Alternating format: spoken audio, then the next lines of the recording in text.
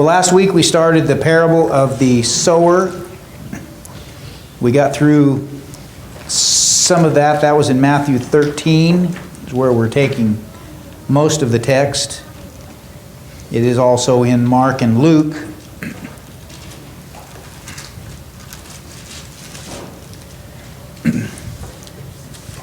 But Jesus is explaining the parable to the disciples.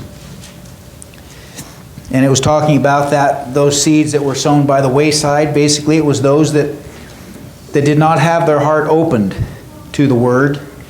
They were not receptive to it.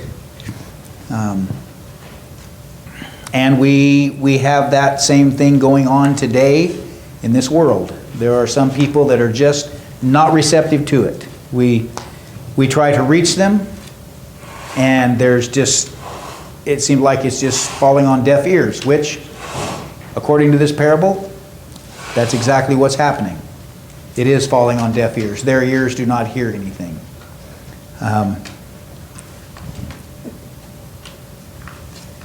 One of the comparisons there in Acts 13, Paul was preaching to the Jews at Antioch, and the word was sown there, but was it received? Wasn't received. Same thing that we have today. We can go out, and Josh made a good point.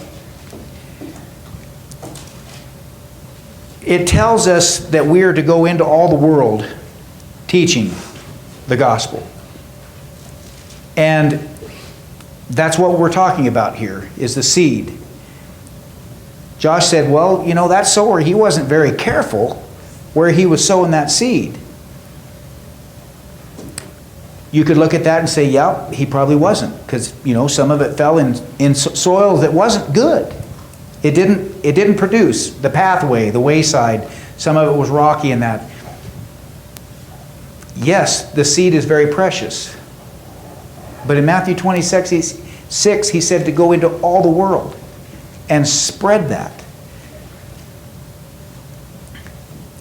There's going to be times that we present the lesson, whether it be publicly or through a gospel meeting or whatever. We're spreading the seed to anybody and everybody. And some of it's going to fall on deaf ears. As someone to go out and cultivate a relationship with someone that we can talk to, that we can maybe get close enough to tell them the truth, that would be more selective, wouldn't it? That would be saying, okay, now this is my friend, and I want them to hear the word. That would be more selective in hopefully the soil that would be receptive. But still, he tells us to go into all the world. He wants all the world to hear the message. Because he said, I want all of them to be saved. Will they all be saved? Nope. Because some of them are not going to be receptive to it. Some of them are going to just shut down. Nope. Don't want anything to do with that. Andrew, then Jill. Yeah, it's interesting the way you mentioned that.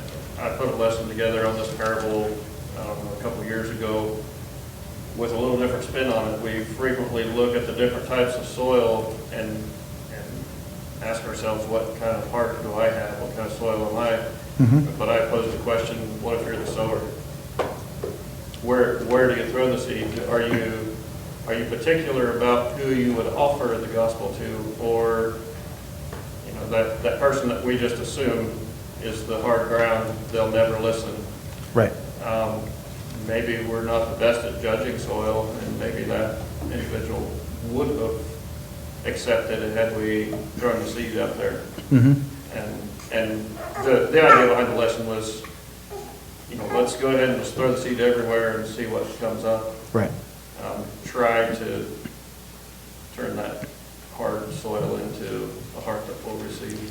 Well, and many times, I think we do lack the same heart that Jesus had. Because we can look at people, and a lot of times we do make kind of a judgment call on how they are, how they portray themselves, how they look, how they dress. I mean, we have to be honest. There's some people that we look at and think, I don't know if I want to present that to them or not, you know. And I think Jesus, in his way of looking at people, he looked inside of them. And I know we can't look inside of them. We can't see what kind of ground they have where he could. A lot of times we just look at the outside and we think, that's probably not one that I want to get close to. Jill and then Paul. Well, I think for me, when someone would talk to me, I would listen, and I was all, interested. I really was. But then for me, the evil one comes and snatches away what has been sown in the heart. I would say, I get distracted, or I want to do something I thought was funner, or whatever, And plus I would say, well, not right now. Right? Not right now. I'm having a great time, and I like the way my life is going right now, and I don't think we talk enough about how, even if you start looking towards God, Satan's little minions are going to get in there and try to get you distracted, or think something else looks better, or whatever. Well, he definitely doesn't want us to think that there could be a better life in the hereafter than here. He wants us to think that this is heaven. You're going to have so much fun here. And he makes that attractive. And he doesn't want us to think about what happens when we die. What happens to that soul? Oh, it's going to be fine. You'll come back as something better anyway. I mean, there's all kinds of things that he can fill our hearts with. And yes, he's going to throw them out there. If you get just one little inkling of turning towards God, he is going to turn on the forces and try to get you as soon as possible, because the longer you're with Christians being taught the truth, the more apt you are going to follow it. Paul. When we look at people that way and say, no, that's not the kind of person that would receive this word, we're as much saying, God, you can't change that one. Exactly. There was a lady we met when we first moved to Boise in 1987. Josh, I don't know if your family will remember her, but from El Dorado. When we first met her, that was the scariest woman you'd ever want to be around. She was a Satan worshiper. It started to get the tattoos on her arm. It was about one step from being a wicked. Yep. She received the gospel. She changed, and for the 40 years since, I've never known her to not be faithful. Yeah. And most people would have looked at her and like, what on earth are you doing here? Exactly. And we just have a tendency to do that. We have a tendency to make a judgment call. And we just never know who that person could be, how receptive, what kind of soil. They could be ready for the gospel to be preached and accept it wholeheartedly. And we may be the ones that are supposed to do that, but because we feel like, I don't know if I want to get close to them. I don't know if I want to present that to them. They've lost that chance because of us. Jill. Well, this is kind of going on what Paul was saying about God changing somebody. When I had my 50th class reunion, there was a friend of mine that grew up with me. And she said, if I would have had the chance to pick anybody in that whole high school that would have been the best one to take care of Jean Pauline, it would not have been me. Yep. And I've that's been the truth. last person. Yep. I've been the last person I even thought could even do it. So God, God can change. When you allow him to, he can change anything. Yep. And we have to look at ourselves. What were we before we became Christian? What kind of person were we? I mean, granted, there are some people that have been raised in the church, and they really don't know much different. But if you weren't, What were you before? Were you somebody that somebody might have looked at and said, no, they're too steeped in whatever they're into. There's no way we're going to turn them around. But luckily, someone did present it and you became a Christian. Because if not, where would you be? It might take years for the seed to take root. Exactly. Josh. Dina made a good comment about last time, and something I was talking to somebody else about as well, is that sometimes those ones that take years, maybe you're pulling weeds and you're getting rid of rocks and stuff. Exactly. So there's some work that we're doing, that while we're sowing a seed, we're helping them get rid of some things. Yep. Not everybody comes with a blank slate, you know, everybody Right. comes with a lot of baggage.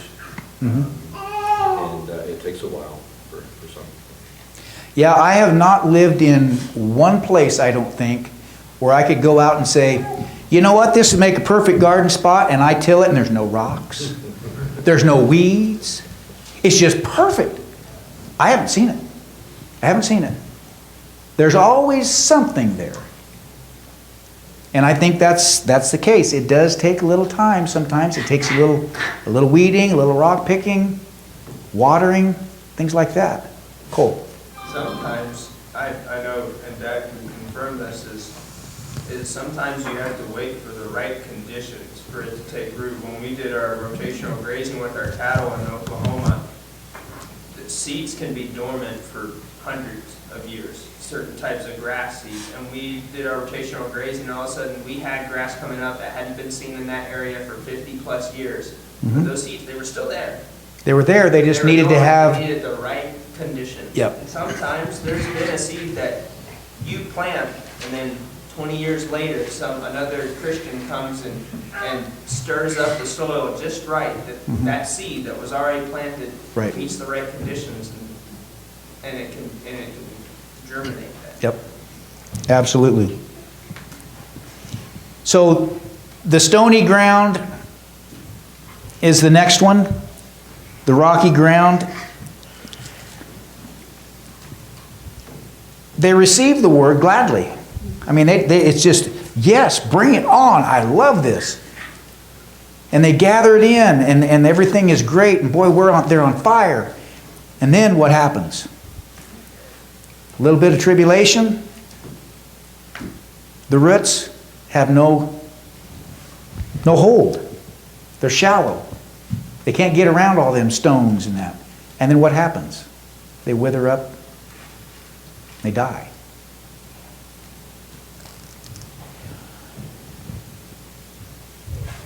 First sign of trouble, first sign of testing, first sign of tribulation. They give up. They don't have any substance. They don't have anything that holds them together. A lot of times this is someone that's caught up in the moment. Emotional invitation is given. Man, it was a great sermon. It touched their heart. They did everything right until the heat was turned up. And I'll guarantee you, Satan turns the heat up. When you're doing something for God, that's when he is going to turn the heat up, because he wants to discourage you. If there's no substance there, how is it going to last? Some of that, I think, is up to us as brothers and sisters to help them through those times. Because that's going to be the hardest time. They are on fire, but then things start cooling off. And then a lot of the tests and the trials that they go through, their friends, old habits, whatever, might start dragging them down a little bit, and then pretty soon they don't have anything. There's no substance. There's no depth. It was just all surface, superficial.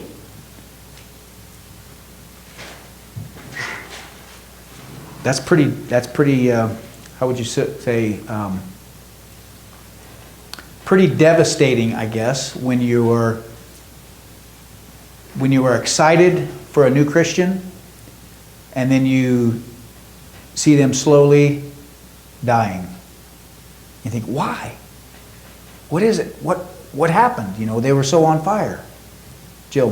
I think that's, even, you know, everybody that I've studied with tried to tell them that very same thing, like, you know, this is what's going to happen, you know, because we've looked to God, and this, you know, I've known instances where there wasn't very much going on, and all of a sudden, as soon as they, you know, accepted the Lord and got baptized, and they'd be really excited, and then something would come up, illness, or financial, or like you're saying, old habits, whatever.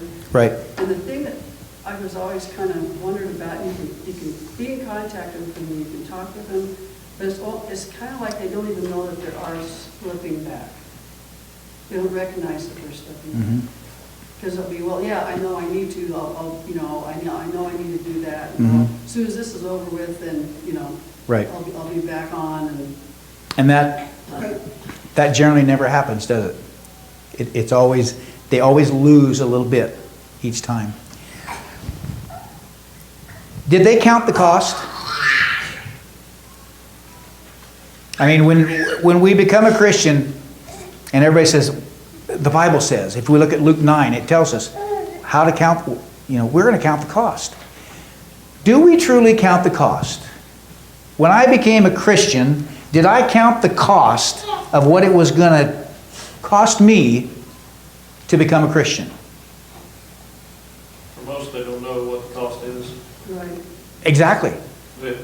Maybe the immediate changes that need to take place, they see. Right, yeah. You know, I mean, if you got some bad habits, yeah, you get rid of those bad habits. Got some bad friends, you get rid of the bad friends. But what is the cost? What is the cost of Christianity? Look at Luke chapter 9.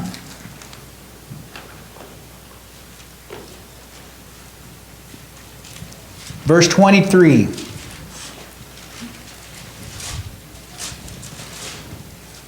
If anyone would come after me, he must deny himself and take up his cross daily and follow me.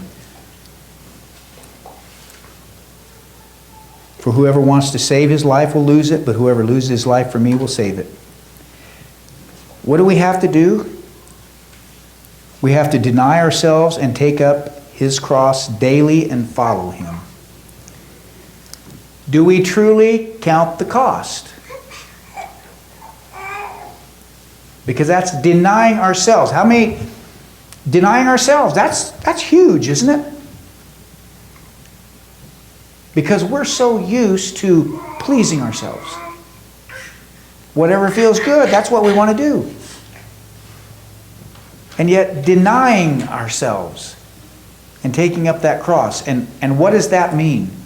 Taking up that cross and following him. The disciples, what'd they do? He said, follow me, and what'd they do? They left what they were doing, didn't look back, followed him. Could we do the same thing? Do we do the same thing? When we become a Christian, that's what he's telling us. Follow me. Do we do the same thing? Do we not look back? And it said, the guy that looks back plowing, hand's not fit for the plow.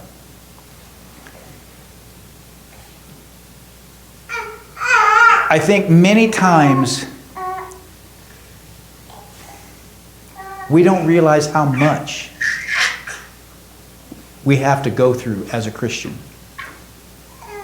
I think a lot of times as we get to looking at the thorny ground, where the weeds are in that, I think a lot of times as a Christian we should be in that good fertile soil, shouldn't we?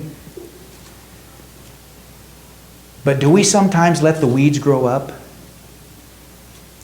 And we get kind of bogged down, and we get a lot of things that in life that take our focus away.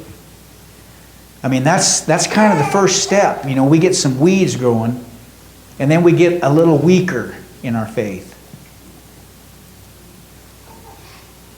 And some people will actually slide back into that stony ground where they have nothing left. I mean, they're just getting choked out. And pretty soon when something really big comes along, like a death, a sickness, anything, a disease hits them that's fatal, they just lose heart. And they have no root then. Paul. When we talk about denying self, I think the flip side of that same idea is nobody's going to truly deny themselves who is not also truly trusting God. Mm-hmm. To the degree that you're submitting everything to Him. Right. Unless you're trusting, as the disciples did, unless you're trusting Jesus, you're not going to leave behind your livelihood. Yep. You're not going to subject yourself to all that we're going to endure. Sometimes we think about denying ourselves and maybe we're willing to give up all kinds of one thing or another. Mm-hmm. But no, that's not really it. No. Until you're really trusting the Lord for all things. Right. Then you deny yourself. And that's tough to do, isn't it? I mean, that it takes every bit of our being to do that. Jeff? Yep. As we think about that thorny soil, in his description later, now he who receives seed among the thorns is he who hears the word, and the cares of this world and the deceitfulness of riches choke the word, and he becomes unfruitful. You know, it's easy for us to understand the cares of this life and the struggles and trials. Mm-hmm. I think also Satan, the lack of struggle and trial, like things are going really good for you now. Oh, yeah. So you forget that you need God Mhm. because things are going so good in your Right. life. The riches, you know, materialism is a huge problem for the world, but even Mhm. for us as Christians, materialism is a problem. And maybe things are going so good that we forget we need God. Yep. And that's how we get choked out. You know, Satan can work on us both ways, either overwhelm us with trials or overwhelm us with lack of trials. Right. Pleasures of the world. Pleasures of the world. Yep. Satanism, that's a big problem, with all this self-gratification, these people want pleasure. Exactly. And that's what our human instinct is, isn't it? We want to gratify ourselves. It's just natural. And that's why it's so important to be aware of that, because it says that the thorny ground, all those things, you can plant that seed in there and it'll grow. It has good root. It grows up, but then it gets choked. It would be very easy for someone to be a gung-ho Christian and do all the right things. Attend Wednesday, attend Sunday, go out, do the good things when it's convenient, when there's no pressure. And yet then when something comes up like pleasures of the world or lovers of money, as we know, it's not just money, it can be lovers of anything that you put before God. When those things become more prominent, they still look like a Christian though, don't they? I mean, they're still attending. They're still doing the right things. But if we compare those with the last one, what's the difference? The ones that's got the good root, what are they doing? They're producing fruit. It doesn't say anything in all these other soils that they're producing fruit. Now this one's got good root in the thorny ground, but he's not producing fruit. And that's the difference. You can look good. You can look good out there in the world. You can look like, hey, I'm a little better than you. But I've got God. But are you producing fruit? Because that's what He's wanting us to do. He says those that fall on the good soil, they're producing fruit 30, 60, 100-fold. If you're not producing fruit, then where are you at? Are you kind of fighting back the weeds a little bit, but they just keep growing? I'll guarantee you, you pull the weeds, they're going to keep growing. They're going to keep coming up. They're going to keep coming up. And you're going to be fighting them all the time.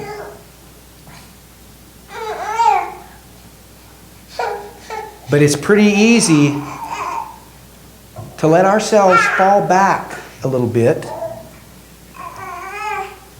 and maybe get into that ground that might be a little weedy.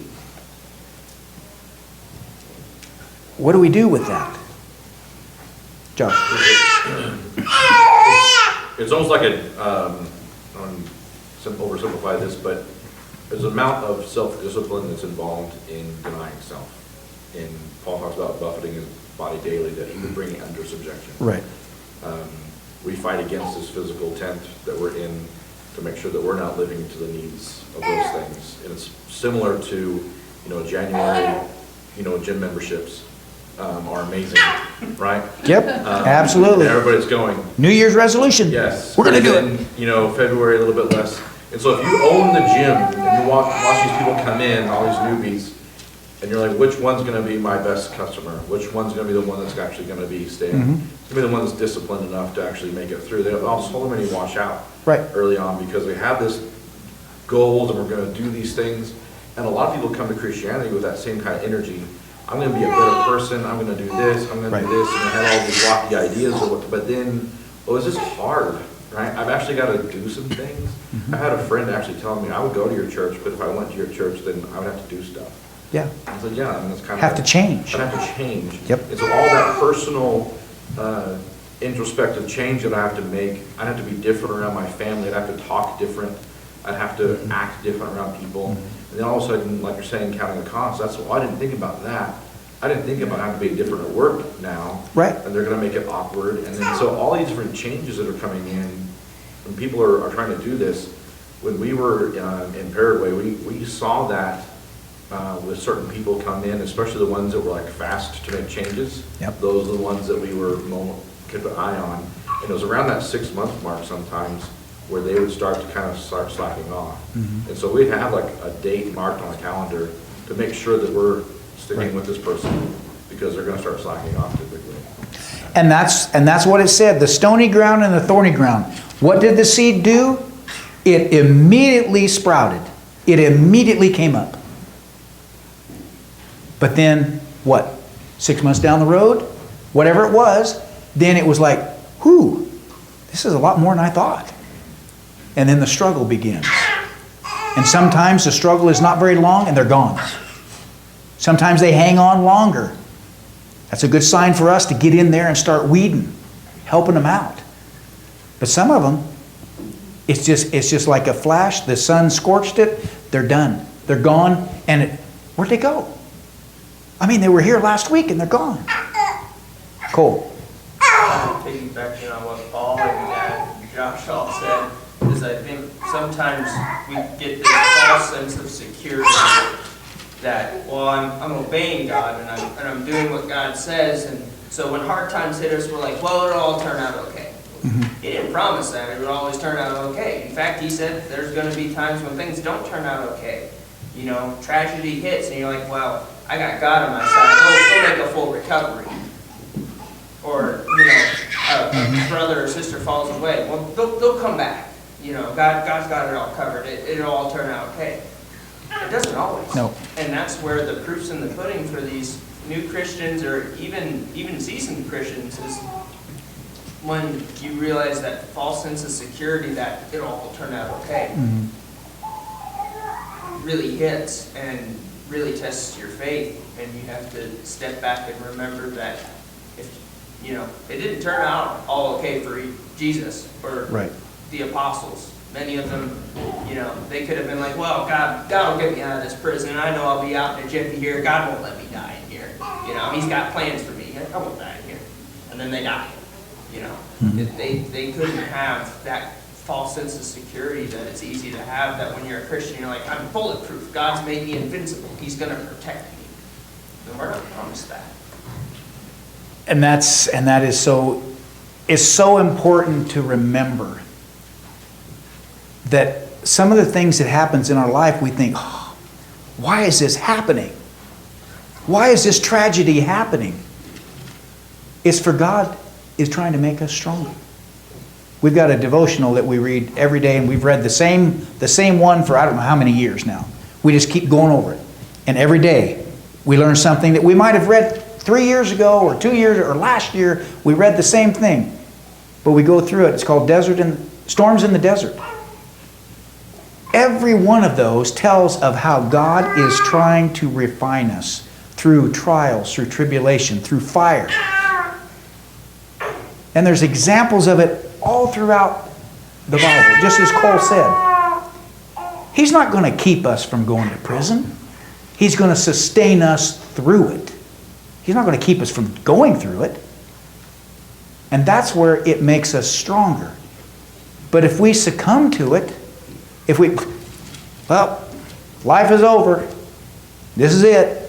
I'm done. You're never going to get better.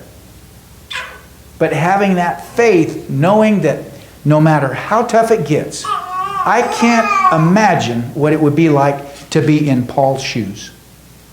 I can't imagine what he went through. And I don't know if I would have had enough faith to say, you know what? Come what may, I'm sticking with God. I mean, being stoned, beaten, thrown in prison, all of that. Could we really sustain ourselves and say, God is my rock? Or would we give in? Jill. I think another tool that's pretty deadly is compromise. Exactly. Because you can be, like, you know, Paul was saying, a seasoned Christian, and you can compromise. Just a little bit. Just a little bit. Oh, that's okay. That'll be okay. Now what, as Paul has mentioned, what has happened with some of the people in the church of Christ now, they have compromised with what? Oh, a little bit of instrumental music's not bad. Well, we could have the women participate a little bit more. Compromise. That's okay. We got to have everybody happy. Isn't that good? Everybody's happy then. But that isn't going to cut it. Because if it goes against His Word, we can't compromise His Word. And yet, life is like that, isn't it? We think that, oh, we can just compromise this, compromise that. That'll be okay. It'll all work out in the wash. Not the way we planned. It'll work out. It'll work, yeah, exactly. Exactly. We've got this idea that, oh, it's all going to work out good, but God says differently. Jill, and then we're going to have to give Roger some time here. I heard from a Christian that said that sin will take you further than you want to go and keep you there longer than you want to stay. Exactly. Cost you more than you want to pay. It costs you more than you want to pay. Yeah. And do we take that to heart when we compromise a little bit here or a little bit there? Do we take that as that can be dangerous?